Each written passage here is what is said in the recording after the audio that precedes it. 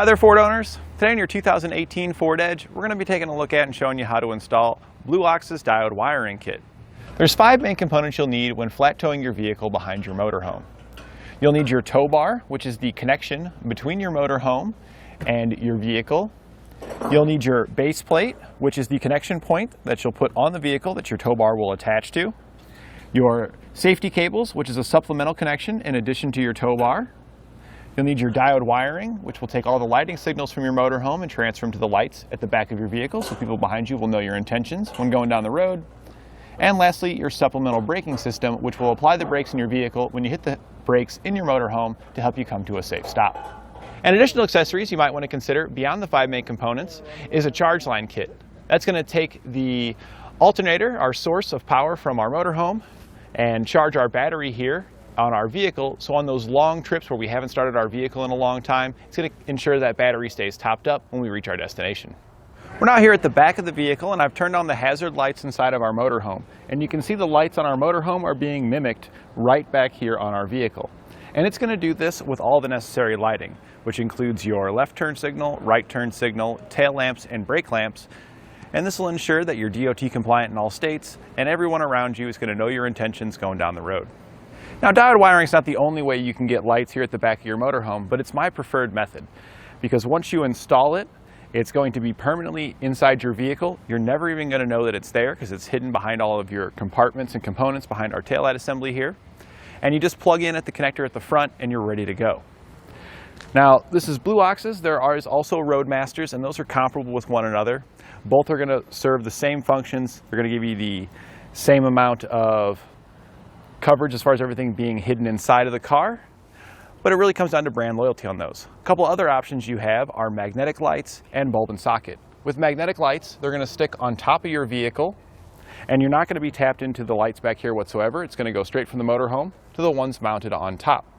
And those are great because you're not tapping into the vehicle whatsoever, so if you're worried about warranty or maybe you just don't want to do any wiring at home, that's an easy way to be able to get that done. The issue with those is that you have to set them up every single time. You got to get them out, run that wire up, and make your connections. So it is a little bit more time involved every time you want to flat tow. The other thing is that when they're on top on your roof here, this panel's plastic, so you do have to find a metal spot. Not every issue on our Edge.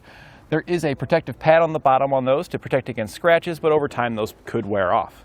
The bulb and sockets are another style that you don't have to tap into any of the wiring on your vehicle, but you do have to drill a hole into your taillight assembly. And with many of our modern taillights that we have today that are LED, there's just not room for the bulb and socket on those.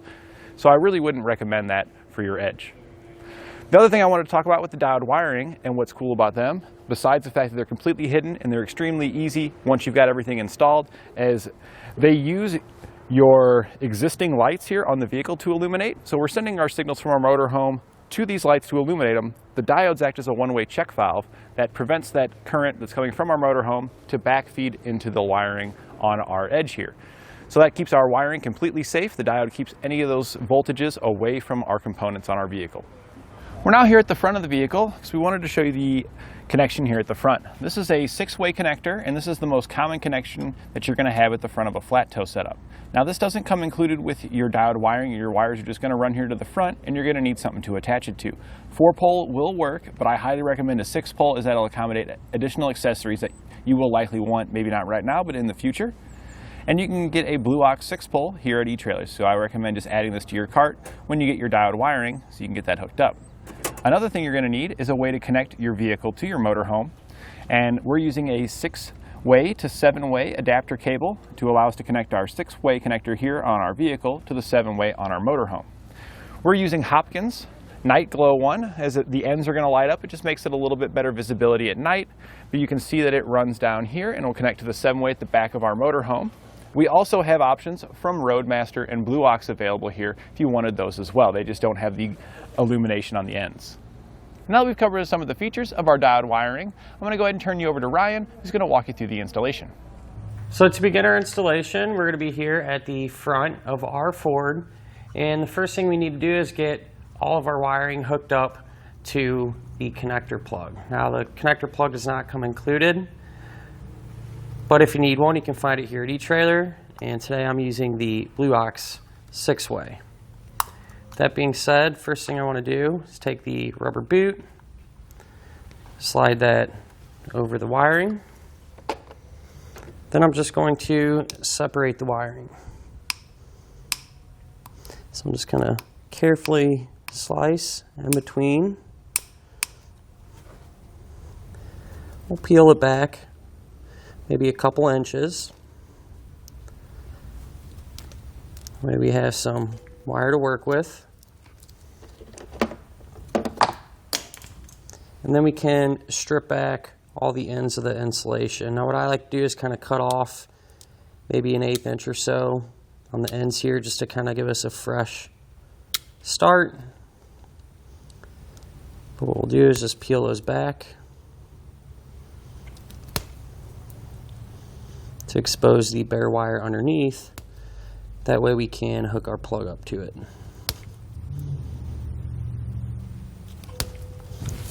So you have them peeled back, give them a good twist.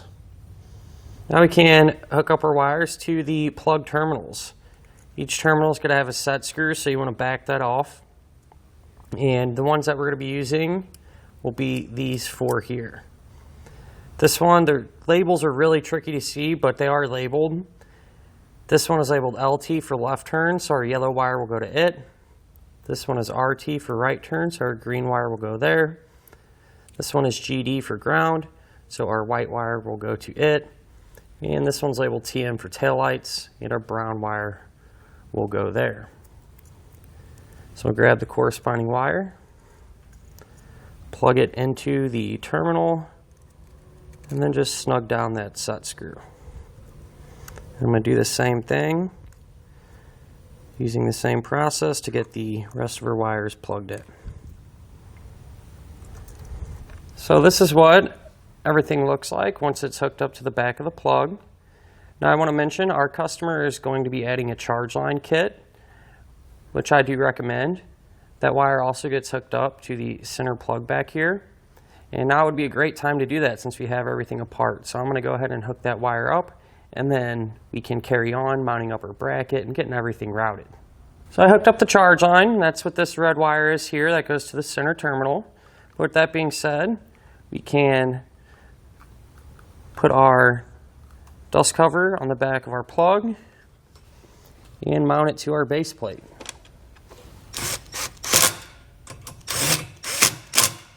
So now I went ahead and ran our wiring up into the engine compartment.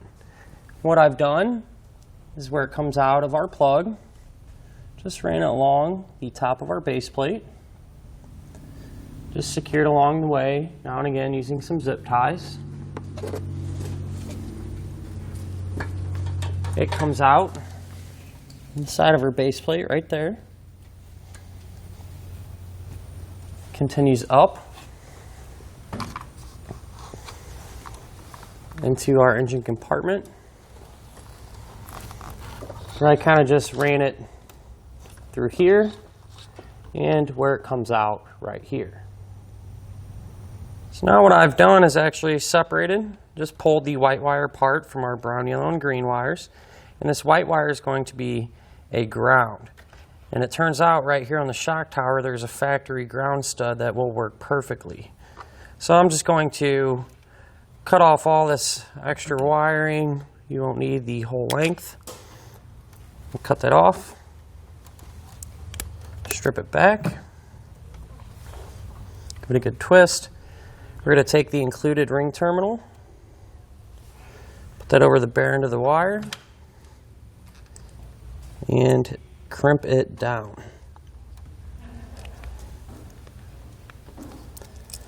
With that attached, we can grab an 11mm socket and remove this stud.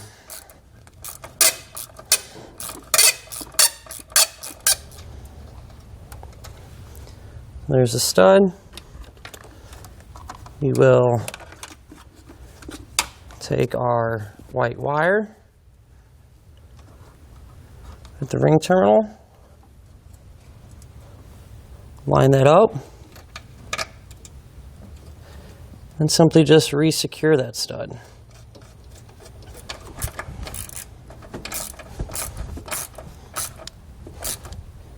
So now I continued to route our wiring down underneath the vehicle, and all I did was run it across through here and pushed it back along our firewall where it drops down to the underside of our edge. So now underneath the vehicle, I continue to route our wiring all the way to the back. And when you do this, you want to be sure and do your best to avoid any hot or moving parts. With that being said, it drops down right through here, and I zip tied it along the way. This panel here, you can take off 1 or 2 10mm nuts, and you can kind of pull it down. But I just followed some factory lines here. Again, zip tying them to keep them nice and tight up against the bottom of our edge.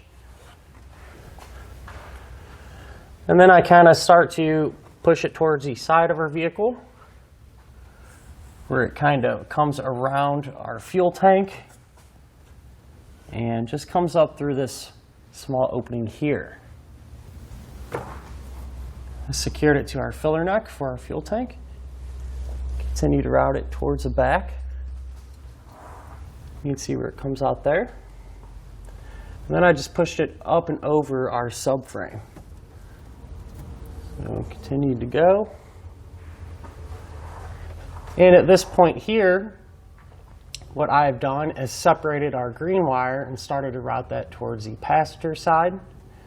As far as our yellow and brown wire, we can kind of just let this hang for the time being, because what we're going to do is, in a moment, go up and remove our tail lights, and then that'll allow us to see and push our wiring up in there. So we'll just let that hang.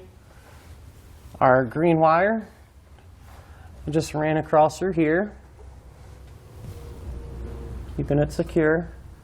And right here at this point, I did the same thing as our yellow and brown wire. We can kind of just let it hang out for now until we get our tail lights removed. Now we can go ahead, open up our hatch, and remove our tail lights. We're going to have a cover here, and we can remove that cap by simply taking a flathead screwdriver and prying it open. Then underneath it, we're going to have a fastener. You can either use a Torx bit to remove it or a flathead screwdriver. I'm just going to grab my screwdriver since I already have it. I'm going to remove that fastener.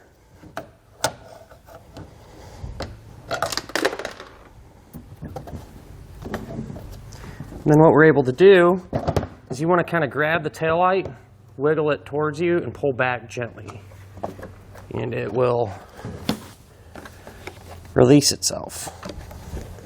And what we can do is disconnect the taillight. Looks like in here, since ours is LED, that's just a wiring keeper. So we'll just remove it at this plug here. What you're going to do is push down on the center of it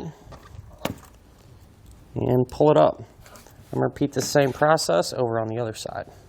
So I went ahead and tested our wiring to figure out what wire sends the light, what signal, and what I came up with is the dark brown wire here. That's going to provide us with our stop and turn signal. And the green wire is going to provide us with our tail lights or our running lights.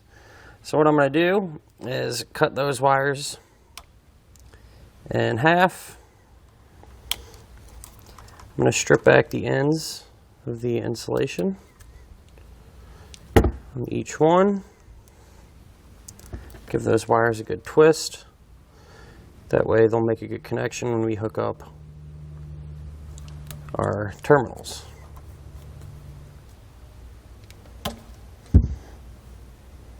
So we're going to take our terminals here.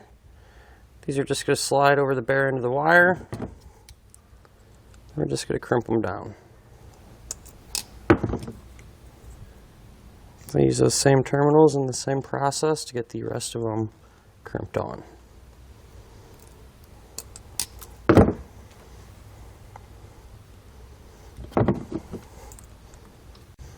So now we can take our diodes and the side that has a single terminal that says out. You want to plug it into this portion of the wire closest to the light itself. So we have the brown one running there. We'll take the other side of the brown wire, put on one of the other ends there, and we'll do the same thing for the green one. And then what we can do is move back to our taillight pocket and get our wires pulled up. That way we can connect them to the diodes. Now what I went ahead and did is take a pull wire. This is a nylon piece of tubing, but you can also use a coat hanger or something like that. Ran it through our taillight pockets where it came out of the bottom side of our vehicle. Then I taped on our yellow and brown wire. The kit is going to come included with an additional piece of brown wire. You want to tape that onto it as well. With that being said, we can pull our wires up into our taillight pocket.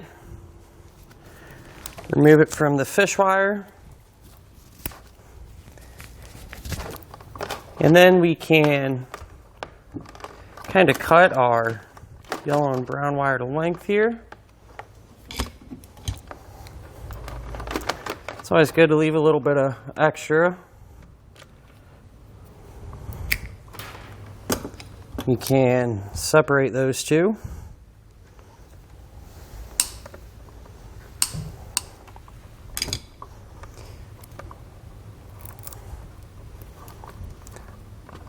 And we can strip back the insulation on all three ends. What we're going to do, these two brown wires are going to get connected together. You want to make sure to run these two together nice and tight. From there, we're able to grab our spade terminals and crimp them onto the ends.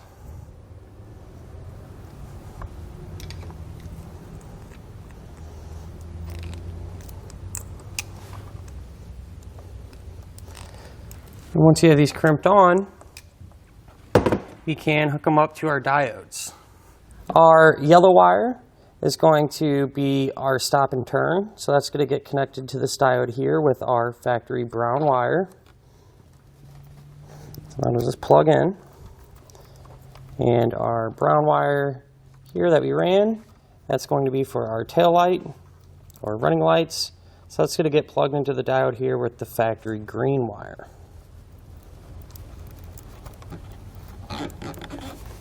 So now we can go ahead, plug our wiring back in, and reinstall our tail light the opposite way that we removed it.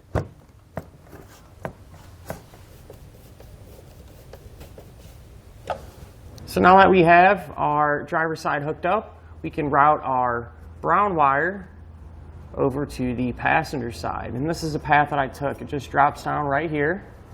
Then I simply just ran it behind this plastic shield so you can kind of get your hand in there and route it along the way. So you can see it comes out right there. Comes over, and the green wire that we just kind of left hang, I also routed that up into the passenger taillight pocket as well. And I did it the same way as the other side. I just used a fish wire, taped them to it, and pulled them right up. So now over here on the passenger side taillight pocket, I went ahead and hooked our diodes up, more or less the same exact way we did the other side. The factory wires are the same colors as the other side, so this factory brown wire is going to control our stop and turn signal. So we want to hook up our new green wire to that diode, and the factory green wire is going to control our taillight signal. So we want to make sure to hook up our new brown wire to it. So I went ahead and did that, and this is how it turned out. With that being said, we can re-secure and install our taillight the opposite way that we removed it. Now at this point, it's a good idea to check our wiring to make sure that it's working properly. So I went ahead and plugged into a tester box. Now I'll turn on our taillights, our left turn signal, our right turn signal, and we can check our brake lights. And that completes our installation of Bluehox's diode wiring kit on our 2018 Ford Edge.